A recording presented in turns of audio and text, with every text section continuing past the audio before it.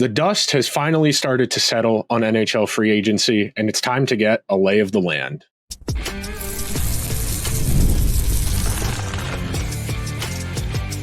You're Locked On NHL, your daily podcast on the National Hockey League. Part of the Locked On Podcast Network, your team every day. Hello, everyone, and welcome to today's edition of Locked On NHL. I'm Nick Zararis, the host of Locked On Oilers. That is Hunter Hodies, one of the hosts of Locked On Penguins. I want to thank everybody who makes Locked On NHL their first listen of the day. Locked On NHL, part of the Locked On Podcast Network, your team every day. And today's episode is brought to you by Gametime. Download the Gametime app, create an account, and use code LOCKEDONNHL for $20 off your first purchase. Terms apply. Today's episode, friends, very straightforward. We are going to try and get through all 32 teams in order from reverse standings, so we will be starting with the Sharks. And it's a very simple question. Will they be better or will they be worse than they were last season? Hunter, we don't have a lot of time and we have a whole lot to talk about, so very straightforward. Let's get to work. The San Jose Sharks went 19-54-9 and finished with 47 standings points. Better or worse? I think you have to be better. I don't think it's possible for you to be that bad. There's no way they can be worse next year. You have Macklin Celebrini coming in. That alone will have them be a better team next season overall. 100%, that Will Smith should hopefully settle in a little bit more. You hope that some of the additions they made, even if they're smaller, just getting replacement level players as opposed to AHL players will be able to improve their situation. Next up, Chicago. Last year, 53-6, 52 standings points. I think better. I think they spent a lot in free agency. They got an NHL caliber goalie in there, and you hope a fully healthy season from Connor Bedard. I don't think they're close to a playoff team, but I think they can get to the mid 60s, maybe the low 70s in standings points. Yeah, they added some players to help Connor Bedard a little bit. It was nice seeing them get Tara Vinen back. I thought that was a really solid move by Chicago during the offseason. Yeah. Taylor Hall hopefully healthy. Yeah. Taylor Hall being healthy is also big, Nick, just because he missed so much of this past season. I think a healthy Taylor Hall next to Connor Bedard, I think that line could do a lot of damage overall. So I do think Chicago is going to be a bit better. Not playoff team level yet, but I think they're going to be better overall. Yeah, no, definitely. And then adding in an NHL caliber goalie like Brossoit to go with Mrazek can only help. And then next up, the Ducks, 27-50-5, 59 standings points. They're very hurt. I think that's been their biggest issue the last handful of seasons is none of their guys can stay healthy. We'll see if Carter Gauthier sticks this time around. We'll see if Leo Carlsson can play close to a full schedule because I know they were load managing him last season. We'll see if the third overall pick they took this year can make the team right out of the gate. And we'll see if some of the guys who have been there can make leaps. Troy Terry, Trevor Zegras. They've had a lot of young guys floating around the periphery, but they haven't been all able to stay healthy at the same time. The goaltending situation there is kind of perilous where John Gibson looks to kind of be towards the end. And it doesn't seem like they're going to make any huge leap. But that's a really rough record for a team that has talent. The Ducks are not an untalented hockey team. They had a really nice start a couple of seasons ago, and I think it fooled a lot of people into thinking like, oh, the rebuild's over. They're going to make the playoffs. All this young talent's going to pan out. And then they went into that really rough patch, and they kind of haven't recovered from that, to be honest, Nick. Ever since that nice start, and then after that rough patch, they just haven't fully just been able to get back to that level. And I kind of see the Ducks, I hate saying this, as kind of having a similar record. Again, I just don't really see them improving that much for next year. I do like their young talent quite a bit, but I still feel like they need a lot more there. John Gibson, I feel like at this point is cooked, in my opinion. Maybe he plays a bit better on a better team, but I just don't think he's that good anymore. I like the other kid in net, Lucas Dostal, but I just don't really see it with Gibson anymore. And defensively, I kind of think they're still a little bit of a wreck at times in their own zone. I kind of see it being similar overall. Yep. Next up, the Columbus Blue Jackets. They went 27-43-12. If they ever hire a coach, maybe I could answer this question. I think a lot of their issues is environment because that's a talented group. You're going to get year two of Adam Fantilli. You're going to get another year of those young guys like Kent Johnston, Cole Sillinger. You've spent a lot of money on your defense. It's just a matter of if your goalie cannot be the worst goalie in the league. If they get a decent coach in there, I think they can definitely be better than this, but I wouldn't be surprised if they were low 70s, high 60s again. Yeah, I don't think they're going to make the playoffs. I think they're going to kind of be similar to where they were last year heading into this season. I do want to see Johnny Gaudreau be a bit better.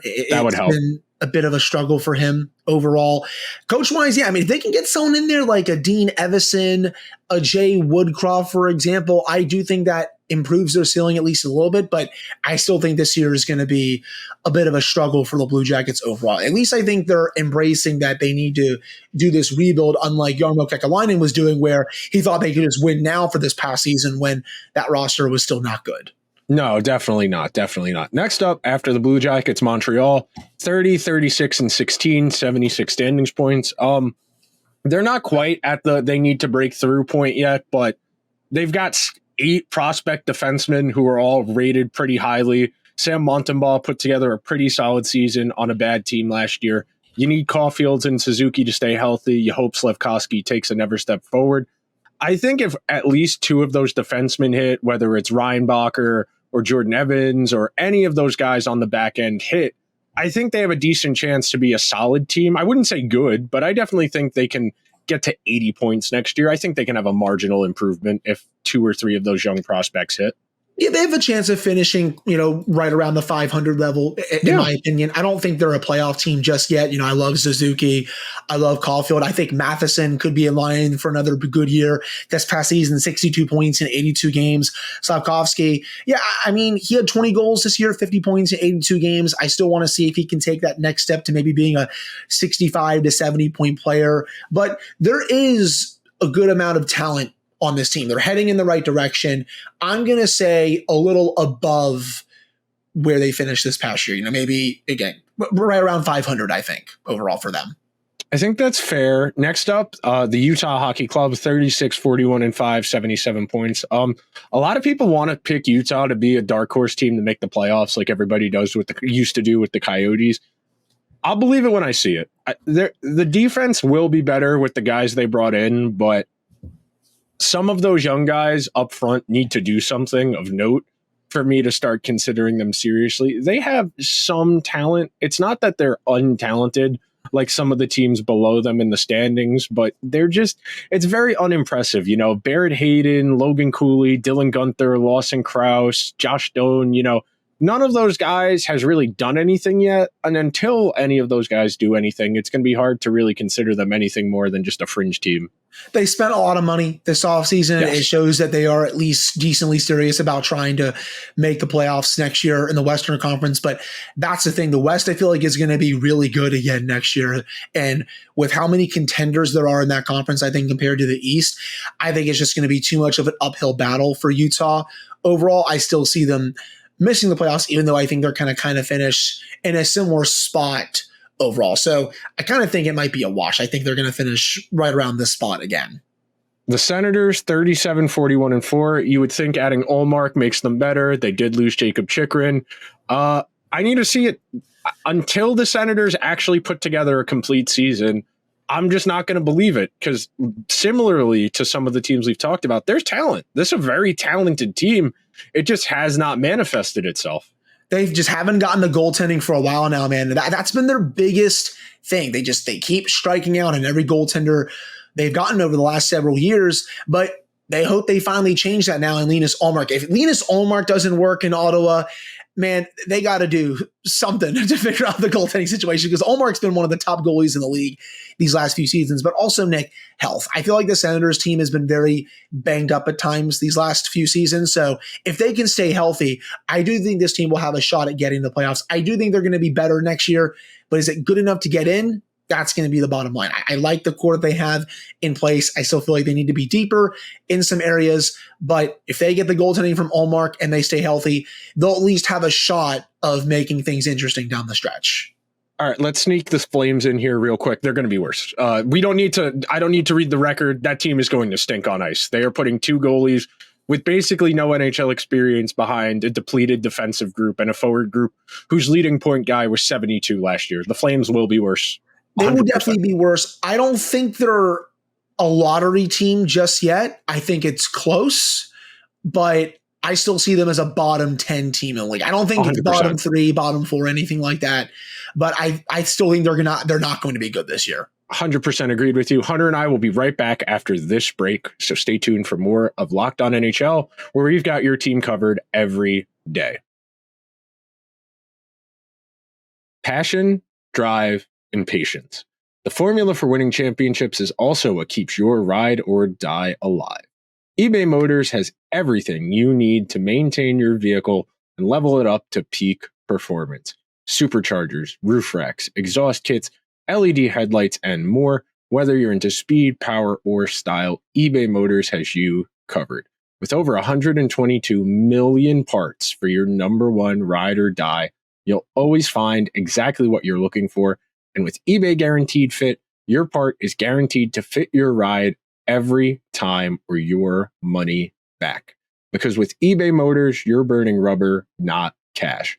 With all the parts you need at the prices you want, it's easy to make your car the MVP and bring home huge wins. Keep your ride or die alive at ebaymotors.com. Eligible items only. Exclusions apply. eBay Guaranteed Fit is only available to U.S. customers. Thank you to everybody making Locked On NHL a part of their Thursday here in the doldrums of a hot summer. Next up, the Seattle Kraken, 81 points last year. I think they should be better just if they get average goaltending. I really think that's all that's missing from that group. You know, Joey Decord put together a nice second half of the season, but by the time he started to rally, it was already too late for them to dig out of the hole they were in.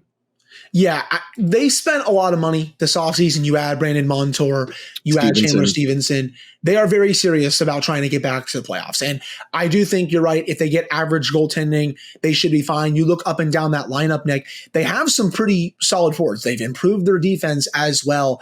I think they'll be better. Is it good enough to get in the playoffs?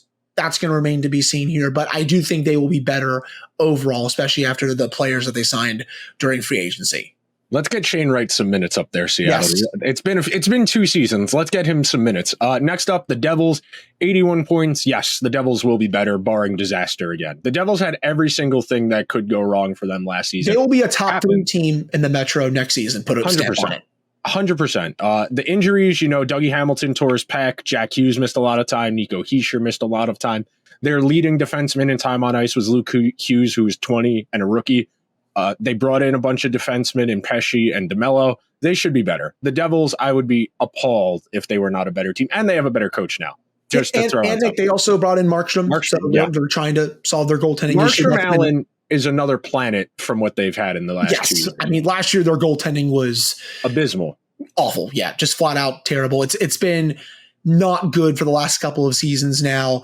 So Markstrom, that is an upgrade in itself. And as long as he's average, which I think he will be, this will be a totally fine team. And as long as they stay healthy too. Sheldon Keefe, again, I'm not his biggest fan, but he's better than Lindy Ruff here, people. Let's be real. Speaking of Lindy Ruff, next up are the Sabres, who, I don't know, man. There's talent on that team. I like the moves they made to make their bottom 6 a little bit more speed-oriented, a little bit more skill-oriented.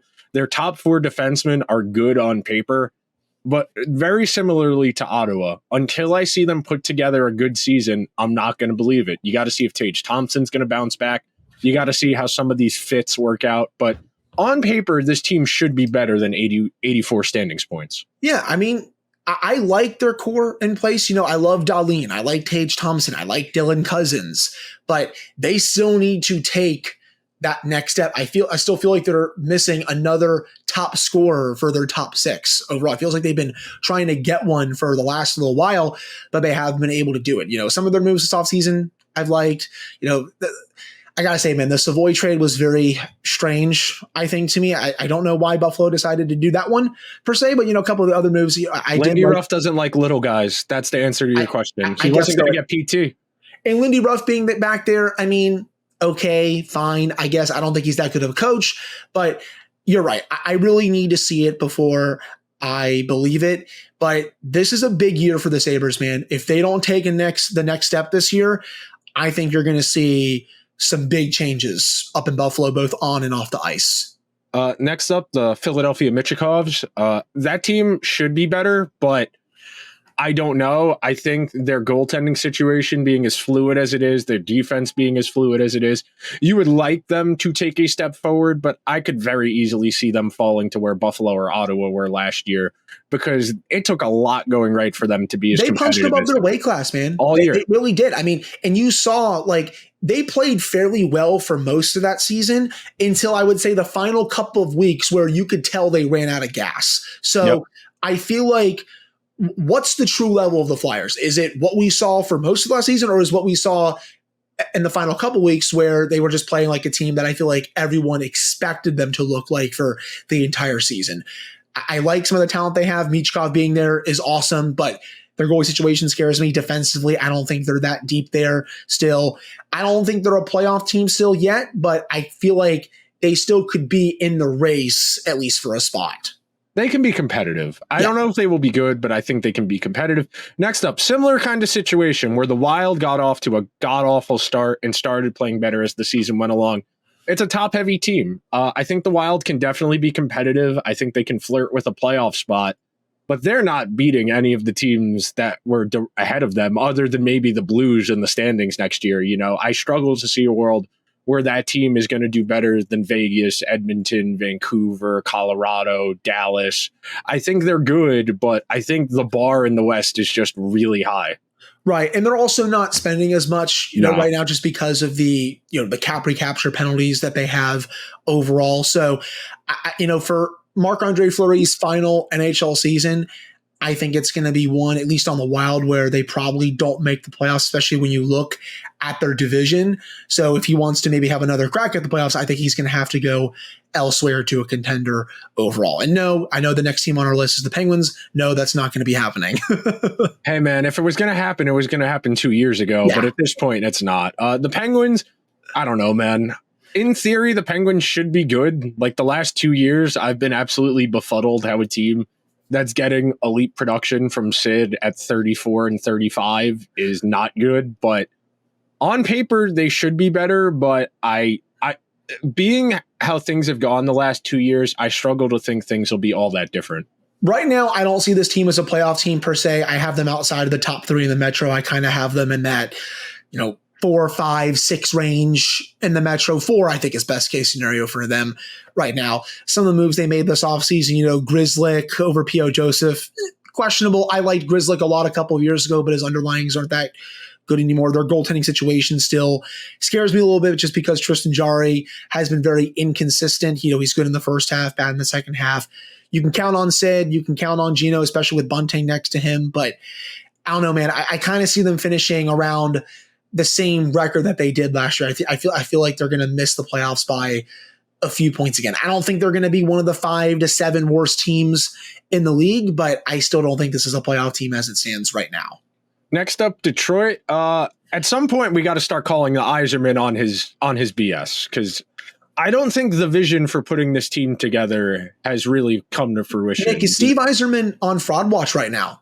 I mean, he gets a lot of credit for things that, he gets a lot of credit for what ultimately ended up happening in Tampa Bay, because he assembled the core of that team, which fair enough. But the way they've assembled this roster in Detroit has been nothing but like second and third options. They never picked high enough in the draft, other than the year they got Sider. Like Kane and Tarasenko and JT Comfort is the most all offense, zero defense line you could possibly fathom. The Red Wings will score a bunch of goals, but with an .897 save like they had last year, they're probably not a playoff team. And frankly, that defense just isn't good enough, and the goaltending situation is not good enough. No, I still feel like they need a little more depth at forward anyway. I mean, okay, bringing in Tarasenko, bringing in Kane, I get the moves. I don't think Kane is nearly as good as he used to be, but he was still at least a little bit productive after coming back last year. Tarasenko, I think in a top 6 to middle 6 role could still work for Detroit. I do love Lucas Raymond though, man. That kid is awesome, and I think he's going to be a star in this league if he's not already. But yeah, defensively, outside of Sider, they still got Petrie there. I don't know, man. It's still not the greatest unit. Goaltending, as you said, it's also kind of meh overall. Sooner or later, this team has got to take a step. And, we've been saying it now for the last couple of seasons. If they don't make the playoffs this year, I really do wonder if Steve Yzerman is going to be out of a job. You would think it has to come sooner rather than later, man. He's had ample time to at least get them in the playoffs. Nobody's saying win the Stanley Cup, but make the playoffs at least. All right, we're going to sneak in one more before the break. Washington, who big splashes, trading for Dubois, trading for Mangiapane, trading for Chikrin, signing Matt Roy. They've put a lot of work in. They should be better. I think they will be better than they were last year. Or, all right, I should say they'll probably finish about 92, 93 points, but the results will not be, a minus 38 goal differential. I have the Capitals right now as a playoff team in the Eastern Conference, but as a wild card team. I have them getting one of the 2 wild card spots. I do like the moves that they have made. They're trying to at least be competitive for the final couple years of Ovechkin's contract before I think he retires, just because he's only a little over 40 goals away from breaking the goal record from Wayne Gretzky, and I think that's obviously their biggest priority, as well as at least getting into the playoffs, maybe at least trying to sneak in one potential mini last run of the Ovechkin era. Trick and trade was great. The Matt Roy signing was really good. They also signed Brandon Duhaime. I like that as a depth option. The Dubois trade is the big one, though, Nick. I mean, it's a very risky move by Washington. I'm not personally his biggest fan, but if it works out, it's great for them. But yeah, I have them finishing at least a little bit better. I have them as one of the wild card playoff teams for this season. I'm very curious to see how it works out for them. Stick around as Hunter and I try and speed run through the rest of these teams after this break.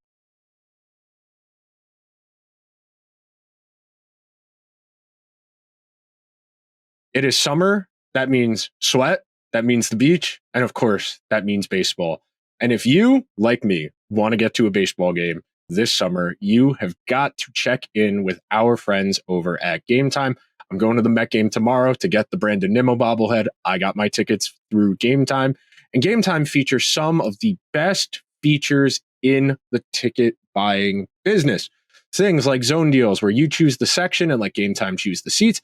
All-in pricing where they show you the total up front with no surprise fees at checkout. My personal favorite, the seat view, where you get a panoramic view from your seat in the app before you buy. So if the angle is weird and you want to be able to see you want to be able to see home plate, you want to be able to see the field of play, not have your view blocked if you're somewhere like Fenway or Wrigley. The lowest price guarantee or Gametime will credit you 110% of the difference.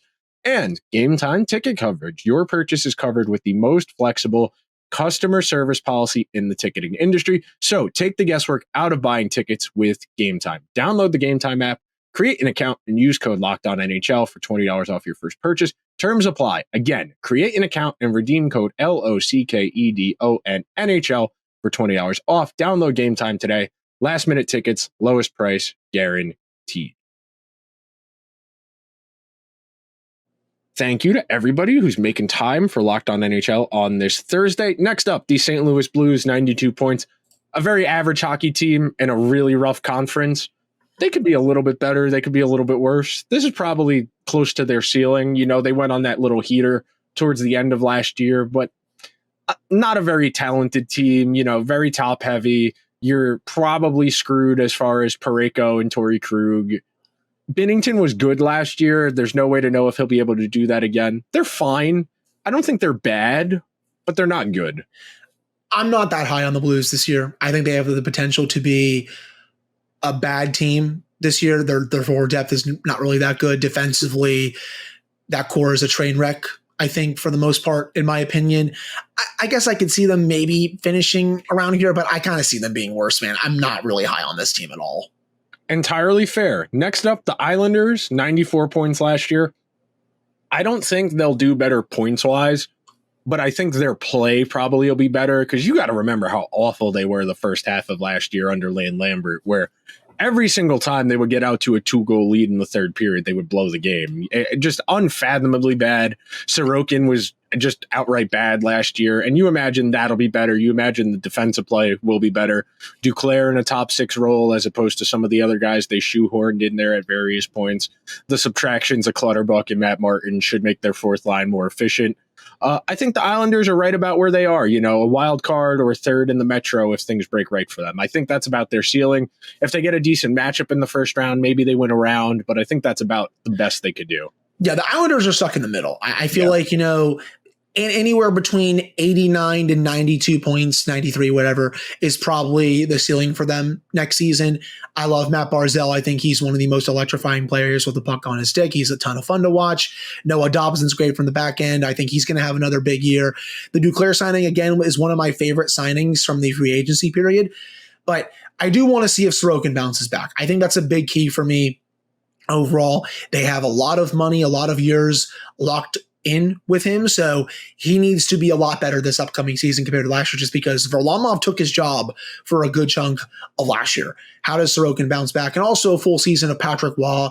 I think the Islanders will have to be at least a little bit better defensively. I don't think it's going to be Barry Trotz level good, Nick, but it's going to be better, I think, than how they were under Lane Lambert, where they were just giving up odd man rushes and goals virtually every shift.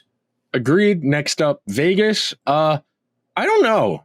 I feel like they should be better than the eighth best team in the West. I know they've got some guys who are kind of on prove-it situations, someone like Victor Olofsson, someone like Dorofayev, Alex Holtz, the big guns on that team are very good, but they have a lot of unproven guys they are counting on to kind of fill in the gaps of losing talented players like Riley Smith, like Jonathan Marchessault, like Chandler Stevenson. So I think Vegas is definitely a playoff team, and they're going to try and make something happen at some point, but I just don't know. I said it last week, man, Vegas is so quiet right now, and it makes me a little uncomfortable because I feel like they're doing something in the shadows that I don't think anyone is going to see coming. Maybe it's Marner, maybe it's someone else, but they've been very unusually quiet this offseason. I feel like they have another big move coming with how aggressive they are. I still feel like this is a playoff team. You look at that core up and down, it's very good. This is still one of the top teams in the West, and if they stay healthy, they will be very hard to beat in the playoffs. 100%. All right, we got to speed up. The Kings, I think the Kings are going to be worse. Yeah. They're not bad, but they're just not that good. No, I agree. I'm not impressive. I'm not high on the Kings this year. I'm not really sold on what Rob Blake is doing as general manager. If they make the playoffs as a wild card team, but they'll probably go up against Edmonton again and get slashed. So, the Kings maybe make the playoffs, but they're not going to do that much damage if they do. No, definitely not. Next up, the Predators. They got into the playoffs last year kind of by accident. They were pretty good when they got there against Vancouver. They spent a ton of money in free agency. They should be better, but I don't think their ceiling is significantly higher. I think they'll be better in the regular season, but I still think they're probably like third or fourth best team in the West. Yeah, they're top 3 to 4 in the Central, I think, in my opinion. I think, well, actually, I shouldn't even say top 4. I think they are the third best team in the Central right now. And that might be a hot take to some, but, the moves they made this offseason, they were aggressive. They were good moves. The Shea contract's a little much for me, but, also the cap's going up, so whatever. This team is in it to win it for this year and the next few years. And with Saros back, this will be a very hard team to beat. Now the Predators can score. They can defend. They have the goaltending. It'll be a lot of fun to watch them for next season. 100%. Next up, the Leafs. The Leafs should be better because, they overhauled their defense, but I'm not really that convinced they're going to be better than Florida. Maybe they can be better than Boston, but Toronto, they're in a different category of I'll see it when I believe it, but that's kind of where I'm at with them until, they go to a conference final, whatever. That's what I was going to say, man. I want to see that they go on a deep run before I actually start believing in it. It's cool. You won a playoff series, not this season, but the season prior. But other than that, what have you done during this core 4 era? Absolutely nothing. And, they want to keep running this back with them. Sure. Okay. Whatever. But eventually you need to start getting results, or else at some point they are going to have to move one of these guys. I know it's not going to be Matthews. It probably won't be Nylander, but it might be one of the other two. So it's time for them to start getting results in. I don't think we've done them yet. I think you might have skipped over Tampa Bay. I think they're good enough to be a playoff team, Nick, but I still feel like this might be a hot take. I feel like they might be worse this upcoming season. I think so too. Still good enough to make the playoffs, but you lose Stamkos, you lose Sergachev. Sure, you bring in Gensel, that's great. Your first line is going to be one of the best first lines in the league, but again, their forward depth scares me. Defensively, it scares me a little bit. Vasilevsky, a lot of miles there. I still feel like he's one of the 5 best goalies in the league, but Tampa Bay, not nearly as deep as they used to be. I feel like they're going to be worse this year, but I still think they're going to make the playoffs. For sure, for sure. Next up, Edmonton. I think Edmonton will be better in the regular season, but they're probably not going to. It takes a lot going right to make a cup final. It's that straightforward. I think they'll be better in the regular season. It'll be more even. They won't need to go on a 16-game winning streak, but they'll be fine. They'll definitely be a good team. It's just a matter of if things can break right for them. Yeah, they're a bona fide Stanley Cup contender heading into next season. I like their forward depth more heading into this upcoming season than I did this last year. Defensively, I think they could always work on a couple of things. Goaltending wise, I want to see how Stuart Skinner does for another year, but this is still a bona fide cup contender, and they'll be very dangerous in the Stanley Cup playoffs. 100% there. Next up, Colorado. I think Colorado is going to be worse. I just don't think they have the depth. I think they're going to ask a lot of McKinnon and McCarr. I think that'll work in the regular season, but I don't think you're going to see them be a 110-point team. I think they'll be closer to 100. Yeah, I can see that. I still feel like they're one of the top Stanley Cup contenders in this Western Conference. I mainly just believe in that core group so much. We have to see if Landeskog is able to come back at some point this year. We'll have to see about the Nichushkin situation as well. I could see them being a little bit worse, but I still see this team as a Stanley Cup contender, and I still think finishing top 3 in the Central as well. Agreed with you there. Next up, the Canucks. I think the Canucks will be better. I think the Canucks will be a little bit more well-rounded. I think the Canucks will be able to take advantage of the building blocks from last season. I think they're definitely a fringe Stanley Cup contender. Yeah, I don't think they're PDO merchants, as I know a lot of people were saying during the regular season. I like this core group quite a bit. I feel like a lot of things went right for the Canucks this year, but I also realized that Rick Tocchet is such a great coach, and their core group is really good. I also think having Demko hopefully healthy for a full season really improves their ceiling as well. I do think this team makes the playoffs again, and I think at least top 2 to 3 in the Pacific for next season. I'm not sure I'm going to say better points-wise. I kind of feel like it's going to be right around that, but I do think they have the potential to be better in terms of in the playoffs overall. So I do see this team as at least a fringe contender overall as well. The Bruins, 109 points last year. I think they'll be a little bit worse than that in the regular season. I think they're very similar to some of these teams we've already talked about where they'll win a round or two, but they just don't have the depth of some of the teams ahead of them. They at least tried to add to their center depth. Yes. You know, the Lindholm contract was big, and again, they've been in on him for so long, but the goaltending situation now, Nick, no Ullmark, it's Swayman's team. How does he do now as the bona fide starter compared to, you know, the 1A, 1B situation that he was in for the last couple of years? I want to pay attention to that. But I still think when I look at the Bruins depth, I feel like they're a little more top heavy compared to some of the other teams overall. This is still, I think, a playoff team, but I agree. I don't think they have the horses overall to win, 3 to 4 rounds in this conference. Agreed. Next up, the Panthers, who won the Stanley Cup, probably worse in the regular season. You lose Montour, you lose OEL, you're going to take a step back. You win the Stanley Cup, it's really hard to be that good again. Yeah, Montour, OEL, they lost Tarasenko, of course. Yeah. They'll be maybe a little bit worse during the regular season, but they're still going to be top 3 in the Atlantic overall. This is still a bona fide Stanley Cup contender. They'll be in it for another this upcoming season. And I'll be curious to see how they do. Yes, for sure. Winnipeg, I think they'll be worse. Winnipeg had like a perfect regular season, and they won 110 games. They're good, but they're not going to be as good as they were last year. And they still need resolution on the Ehlers situation. Well, I didn't know that they won 110 games, but I know what you meant. 110 points. I know, I'm just messing around with you. But yeah, I think Winnipeg's also going to be a bit worse overall. Everything went right for the Jets this year. They stayed healthy. They got production from their big guns. Connor Hellebuck was a god. Defensively, they were really good in their own zone. But I just don't know if all of that is going to hold up again. I feel like they'll have a good shot at making the playoffs, but I don't see them, Nick, as a top 5 team from the regular season again. Yes, definitely. The Hurricanes, I think they'll be worse. Yeah. They lost a lot of guys. They put chips in on Gensel and weren't able to keep him. Their defense is probably going to be a little more concerning than it's been the last couple seasons. They'll probably be a playoff team, but I don't think they're a serious Stanley Cup contender. Right. I'm kind of in this similar situation to some other teams. I'll believe it when I see it when it comes to the Hurricanes. I've been fooled a couple of times with them. They are very much a quantity over quality team. They still need more horses, man. The Marty Nature situation also needs to be figured out. Are they going to bring him back for another year? Are they going to trade him?